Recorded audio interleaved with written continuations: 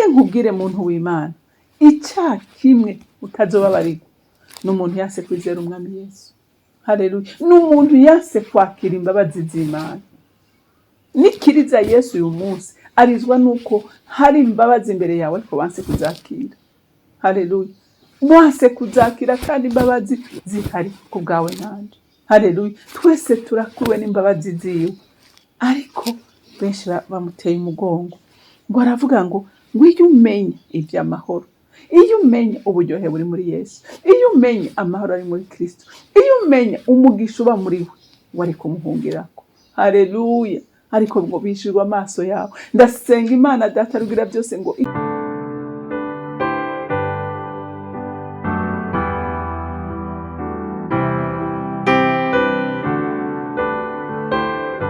kunzi bahori CANAAN TV, ndanezerewe kandi gusura guhura namwe ngo tuganire ijambo ry'Imana. Ariko imbere yuko tuganira, reka tubanze dusenge. Nje imbere yawe Mwami Imana ngushima kandi nkuninahaza. Ndarinahaza izina ryawe ko ntarindiri kwiye kuninahazwa no gushima atari ryawe gusa, kuko watugiriye neza, wadukunze urukundo rutangaje, ushiga icyubahiro cyawe mu ijuru, urambura ubumana bwose, wambara umubiri kugira ngo urokore umwana w'umuntu. Mwami wanje, Mwami Mana yanje, ndazi neza ko uyu munsi ubabazwa n'abahona, ubabazwa n'abazimira, kandi waratanze umugisha kugira ngo ukwizeye wese ntapfe rubi. Kandi n'uyu munsi y'umusaraba wawe amaraso aracyatemba, amaraso araceza, amaraso aracyatunganya abantu.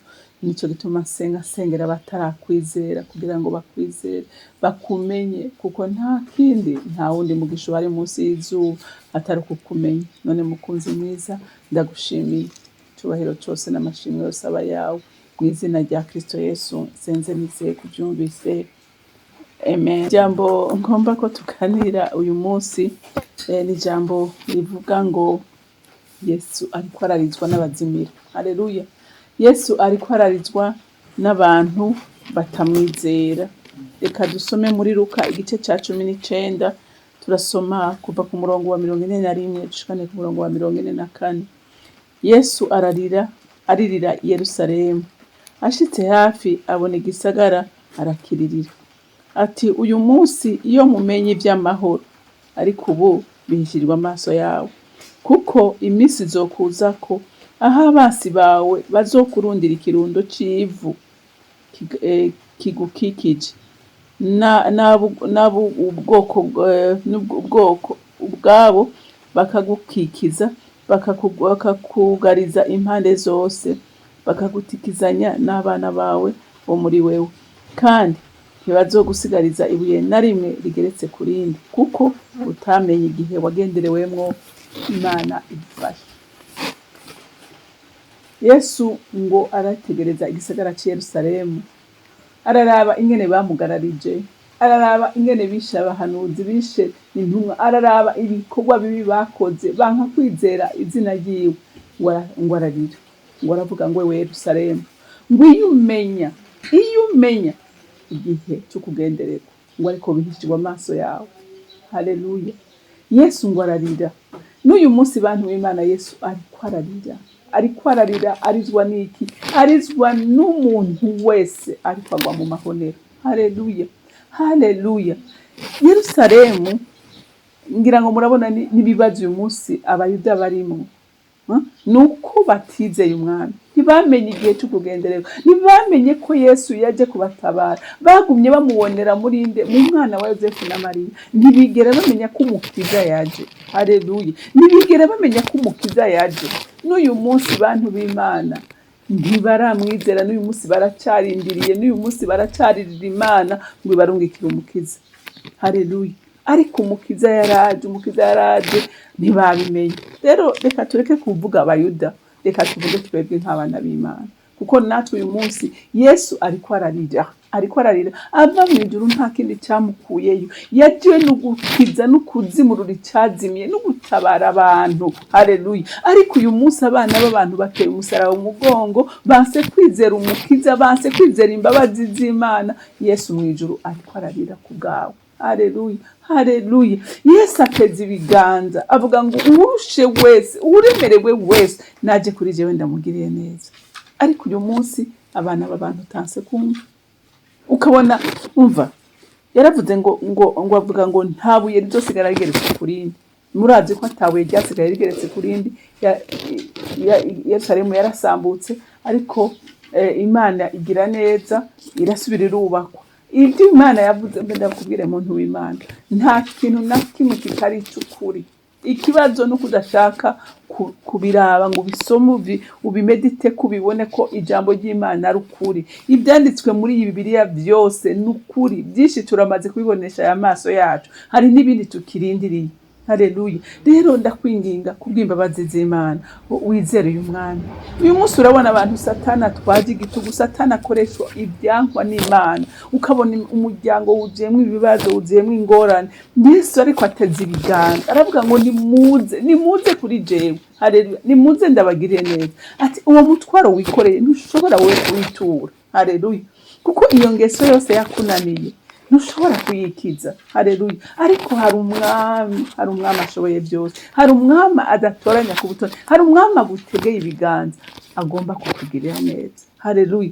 Abantu benshi bararushe. Abantu benshi bararushe, babuze shinge na rugero, ariko hari umwami afise inyishu mu kiganza ciwe. Imana idutabare. Haleluya.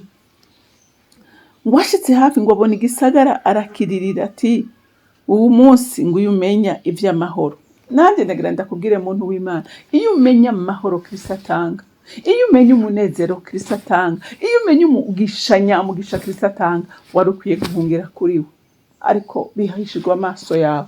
Ndagusengera muntu w'Imana ngo Imana nyene amahoro, namwe rero umufasha mwiza twahawe, akugurura amaso ubone kandi utahura urukundo rw'Imana, utahura urukundo rwa Kristo. Haleluya. Urukundo rwamunaniye, waramunaniye ko aguma mu ijuru. Haleluya.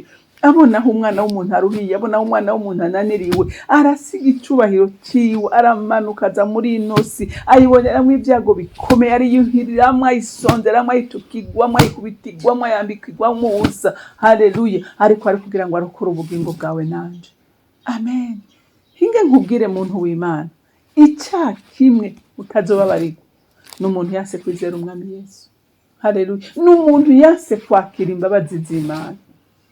Nikiriza Yesu uyu munsi arizwa nuko hari imbabazi imbere yawe, ariko wanse kuzakira. Haleluya. Wanse kuzakira kandi imbabazi zihari ku bwawe nanje.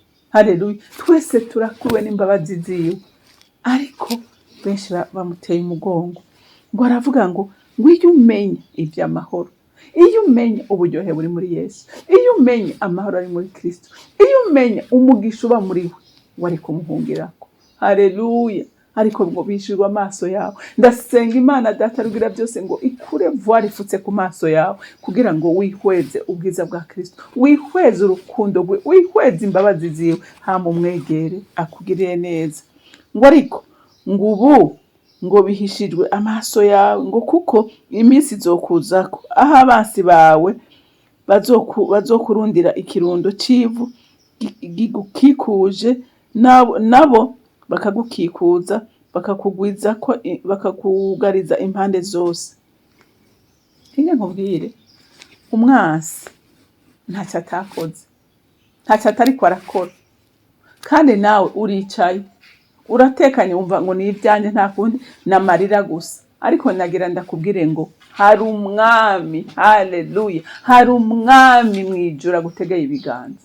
Hari umwami mwijuru atananirwa, afise imbaraga zo gusenya ibyo byose bigikikuje. Ariko ikibazo ni ukumuhindukirira.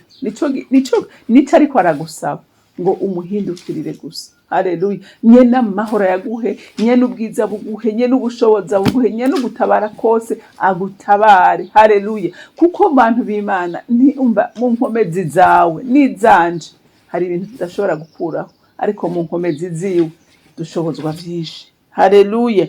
Haleluya. Urakikujwe impande zose ariko ntubibona, ngo bakagutikizanya n'abana bawe bo muri wewe, kandi ntibazogusigariza ibuye na rimwe rigeretse ku rindi, kuko utamenye igihe wagenderewemo. Haleluya. umwasi arasambura. Umwasi nta n'ikindi cyamuzanye ni ijambo ry'Imana rivuga ngo yazanywe no kwica no kwiba no gutikiza. Uyu munsi ariko aratikiza, uyu munsi ariko ariba, uyu munsi ariko arabaza imitima ya benshi, ariko abana b'Imana ntibamenye igihe, ntibamenye uwumushobora, ntibamenye uwamutsinze, uwamunyaze ububasha n'ubushobozi bwose ntiwamumenye. Ariko ndakwifuriza muntu w'Imana ngo Imana yo mwijuru ikugurura amaso. Haleluya, ikugurura amaso. Umva ndababwira, gukizwa n'ukuri ni inyungu yawe. Haleluya, gukizwa ni inyungu yawe usumba umuntu uwo ari we wese. Haleluya, kwizera uyu mwami ni inyungu yawe gusumba uwundi umuntu wese, kuko amahoro niwe yakeneye, ubwenge n'ubwiza niwe ubikeneye. Haleluya, umugisha niwe ukeneye, kuzaragwa ijuru niwe ubikeneye. Urumva, inyungu yose y'agakiza iguma ari yawe. Haleluya.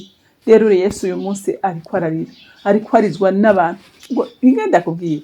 Ariko urashaka kubona nk'umwana ukamuzanira ibyo kurya ukabishira imbere yiwe, ariko bikamunanira kubitora ngo abirye kandi yishwe n'inzara. Niko abana b'Imana tumeze uyu munsi.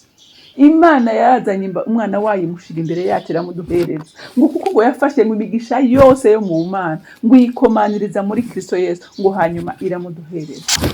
Haleluya. Ariko uyu munsi twishwe n'agahinda, twishwe n'umuruho, twishwe no kurira, twishwe no kwiheba no kwihebura, kandi byose bimiri imbere yacu. None Imana ikora iki? Imana ikora iki? Kwica agaciro yari ifise yagitanze kugira ngo tubeho. Haleluya. Yari umwana w'agaciro imbere yiwe, iramuduhereza. Nta kindi kintu na kimwe Imana yisigarije cyotuma umwana w'umuntu atabagwa atari ko yaduhaye Yesu. Haleluya. Yesu nawe ngo uyu munsi ariko ararizwa nawe nanje. Haleluya, haleluya. Ese cyo uyu munsi ukuguruka amaso ukamenya uwo ari we, ukamenya urukundo agufitiye, ukamenya imbabazi agufitiye, hama ukamwizera. Rero Imana yo mwijuru ibampera umugisha. Mwami Yesu, sindambirwa kugushima no kugushira hejuru, sindambirwa kugutazira no kukuninahaza, kuko watugiriye neza nyaguhoraho. Wadukoreye ibikomeye, wadukuye mu rupfu dushira mu bugingo, watunyaze Mwami Imana mu maboko ya Satani tuzana mu bwami bwawe. Uyu munsi twicaranye nawe ahantu ho mwijuru mu Mana, kubera urukundo rwawe n'imbabazi zawe nyinshi dufitiye. None nyaguhoraho, wakira amashimwe ngushimiye, kandi wemerewe ufashe n'abandi batarakwizera. Mwe muyere ukora umurimo, mwe muyere humura imitima ya benshi, humura amaso ya benshi, uzibura amatwi ya benshi, kugira ngo ijambo ry'Imana rigwe mu ivu ryiza rishobore kwera imbuto nyinshi, kugira abana b'Imana bahinduke kandi bahindukirira umwami w'amahoro. Ndagushimiye kandi ndakuninahaje ko wumvise ugusenga kwanje. Hama icyubahiro cyose n'amashimwe yose aba yawe, nkaba ndabisenze ndabyizeye kubyumvise mu izina rya Kristo Yesu. Amen, amen. Mwarahezagiwe, mugire umunsi mwiza.